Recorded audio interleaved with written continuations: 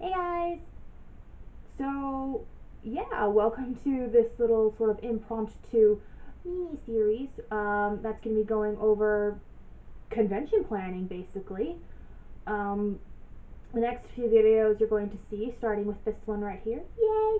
We'll be going over how to find conventions, what to do to prepare to get in them, which will include like travel planning and budgeting and those sorts of things, and what to do when you get there. So my plan is to try to upload one of these every Wednesday leading up to my first convention of the year, which is WonderCon 2020. Um, we'll just see how they do. Some of you out there have been doing this longer than I have and have more information. Feel free to share that in the comment section below or, wherever, pretty much. Excuse me a minute. So let's get started then on all of this. Okay, so I'm going to start with this from a new person perspective. Let's say you want to go to a convention, you want to be an exhibitor, you want a table. Awesome. So, what do? Well, first and foremost, one of the best things is to start local, if you can, if you're in a place where you can. So, conventions, craft shows, the fair, things like that. If you can do something like that, start there, start small, work your way out, simply from a budgeting standpoint. Um, or if you're not able to do that, decide what you're gonna do as far as where you're gonna go. And I'd say don't go too terribly far. Um, or maybe you're in a position like me. It's no secret. I'm based out of Salt Lake City, Utah. Um, Biggest show locally that I'm able to go to really is FanX, formerly Salt Lake Comic Con. And I won't do FanX because they have weird rules for their artist alley. We'll get into things like that later. And then there's a little more money than I really want to spend for what the event is. And I'm done with something like that. And maybe you're in a similar situation, you don't know where else to go, or maybe there's a local con and it might be great, but you just don't want to go to it. There's nothing wrong with that. Like, seriously, there's not. So then you're going to want to ask yourself a few questions. How far out are you willing to go? Are you financially prepared to make that kind of a voyage, knowing that there might be a chance you're not going to make a whole lot of that money back, if any of it? Because that's always a risk regardless. And then, do you have all of the legal documents you'll need for that? And do you have all of the merchandise, somewhere to put it, that you'll need for this kind of a trek? That's everything you need to ask yourself. I'd say even if you're going to a local show, that's everything you should ask yourself, especially when you're going out. So let's say you've decided that you are going out of town. Super. Where are you going? I hope you know, because I sure as heck don't know where you're going. But you've got options. And if you're new and you're like, I want to go to the big shows. I want to go to Emerald City Comic Con. I want to go to San Diego Comic Con. I want to go to C2E2. Aim high. Just know that you and a lot of other people are trying to get in. And there's nothing wrong with that. There's lots of big cons out there. There's San Diego Comic Con. There's C2E2. There's the May Week in Atlanta. There's AX. There's a lot of big shows to look for. Some of them you might know about, some of you might not, which is where we're going to get into the first part. You want to go to a convention. Where are you going? Do you know? You're going to have to decide. And that can be overwhelming. You might have no idea where to start. Quickest way to start is always, what do you know? Do you know any big name conventions? If so, investigate those. If you're not sure or you're not ready to play with the big guns yet, a simple Google search is fine. Local conventions or Comic Con, anime conventions, craft shows. If it's your thing, bridal shows. I don't know, but yeah, if it's your thing. So you'll want to look for those. just do a quick search. One of the places I use the most is up and coming cons, because they tend to have what I think is the most easy to navigate system. And I'll link them and a bunch of other places down below or somewhere in the screen. Don't worry, and I'm still learning these things. So up and coming cons is the one I use the most. On there you can look through comic conventions, anime cons, horror, sci-fi, all kinds of stuff.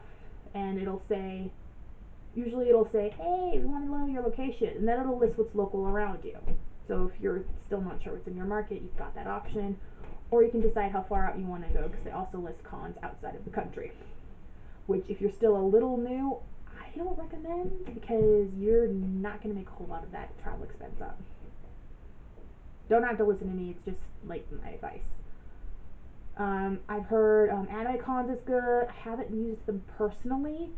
I've heard good things about it. Cosplay Convention Center, I've heard good things about them. Again, myself, I haven't used personally, but I know a lot of people who have.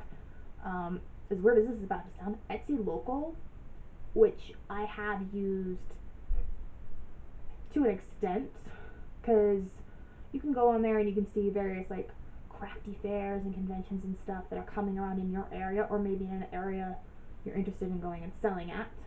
And then there's also just social media. Maybe there's an artist or artists that you follow, and on occasion you'll notice that they'll be like, hey, I'm going to this event, I'll see you guys there. Well, look it up. See if it's close to you, see if it's something you might want to do, maybe not this year, but next year. You never know.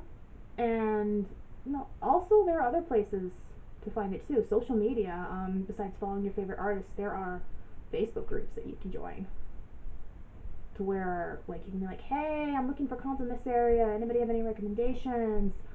Or if you are just wondering what else is out there, usually they'll give advice, kind of what I'm trying to do now, and hopefully not rushing through or failing at. I'm new to this ish, so you want to do that. Okay, so you're going to a convention. Well, okay, so those are the steps to do to look for a con. So know where you want to go, then look for the shows. Found the shows, sweet. What's next? Well, now you get to apply to be in the convention, and it's just like when you apply for a job. You might get it, you might not. You're submitting an application. That doesn't mean you're going to do it. You're just like, hey, here I am, look at me, notice me. Can I come play with you? Sort of thing. Now, not every convention is the same when you apply for it. Usually you'll go to their website and you'll have to find somewhere on there where it says something like vendor applications or exhibitor applications. Usually those are the words they use. Not always, but typically. Then, when you get there, you will see the applications, and there's 2 or 3 that you will usually pick from. What space you need is going to depend on what you sell, and quiet phone. What you need is going to depend heavily on what you sell, how much room that you're going to need, and what your budget is. There are 3 spaces, as I said before. First and foremost is what I'm usually in. It's the Artist Alley. It's the cheapest option of the 3. It usually runs like a 6 foot to 8 foot table, and then you've got a few feet in the back where you can like store stuff and maneuver around. Step up from the Artist Alley is going to be small press, which I've also heard referred to other things such as the dealer's table, or like a crafter space, which is what they call it at Fanex. Again, I'm using as an example, because hey, there you go. But those are the places where you're going to have, normally it's a little bigger of a space, and you're going to pay a little more money for it, but you're also going to be in a much better location. So there are things to consider there as well. The next space up is the most expensive, and that is the vendor or exhibitor space. That is almost always a 10 by 10 and can cost you upwards of $1,000. So if you need it, get it. If you don't, I'd say wait until you have no choice but to get it, just because that's a lot of money. Alright, so let's check off that list. You know where you're going to go, you found your conventions, and you're ready to submit your application process. Did you read all the important things that you should for that application? Because depending on who you're applying for, there might be some things that you need to look over before you submit your application. Now, there are some cons where you just submit an application, you send it in, and you wait.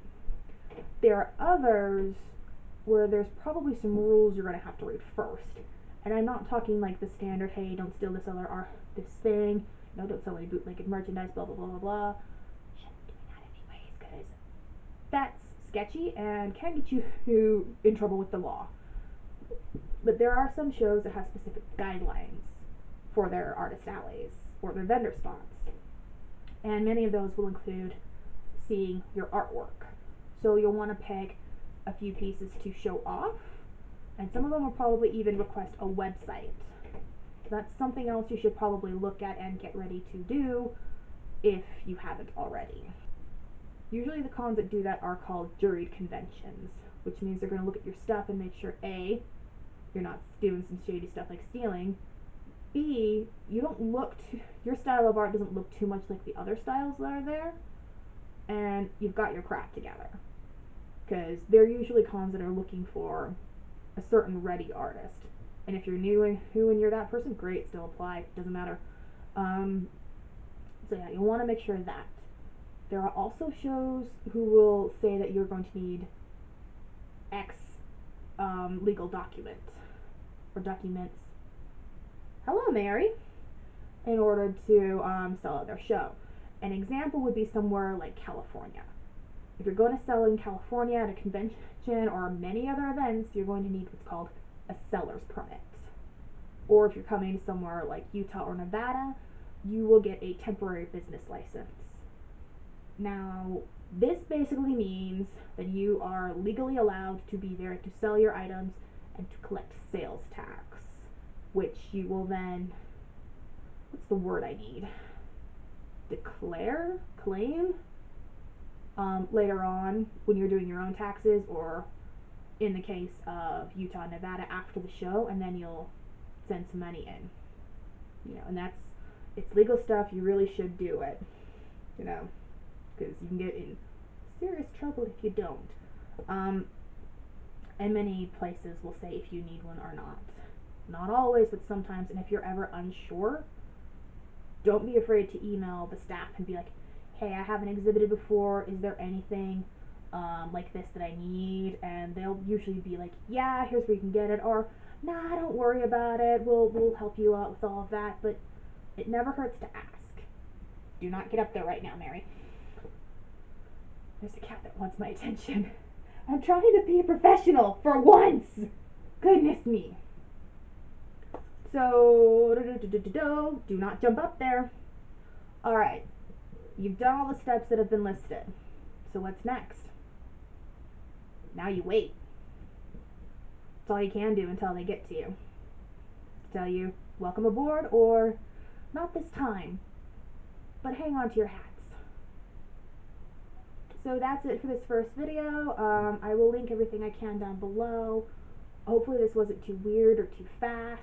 I've never done something like this before, and I welcome any feedback that you are willing to give me.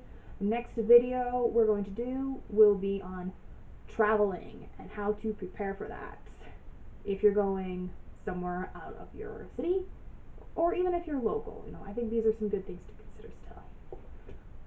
And the cat is going to smell the camera, so I gotta turn that off. Bye, guys.